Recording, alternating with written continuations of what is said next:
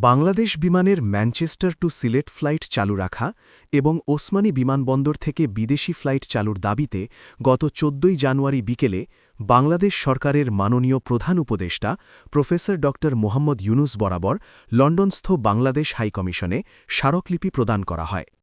Campaign committee UK for fully functional Osmani international এয়ারপোর্টের পক্ষ থেকে এ স্মারকলিপি প্রদান করেন সংগঠনের আহ্বায়ক কে এম আবু তাহের চৌধুরী, যুগ্ম আহ্বায়ক শাহ মুনিম, সদস্য সচিব এম এ রব ও সদস্য সাংবাদিক খালেদ মাসুদ রনি। স্মারকলিপি গ্রহণ করেন বাংলাদেশ হাইকমিশনের ডেপুটি হাইকমিশনার ড এম নজরুল ইসলাম। এ সময় উপস্থিত ছিলেন হাইকমিশনের কাউন্সিলর মীর নুরানী রুকমা ও কমার্শিয়াল কাউন্সিলর তানভীর মোহাম্মদ আজিম।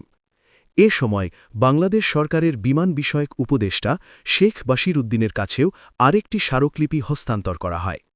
মাননীয় ডেপুটি হাইকমিশনার প্রতিনিধি দলের বক্তব্য অত্যন্ত ধৈর্যের সাথে শ্রবণ করেন এবং তা বাংলাদেশে যথাযথ পৌঁছানোর আশ্বাস দেন। তিনি বলেন, ইতিমধ্যেই এ দাবির সমর্থনে বাংলাদেশ হাইকমিশনের পক্ষ থেকে বাংলাদেশ সরকারকে অবহিত করা হয়েছে।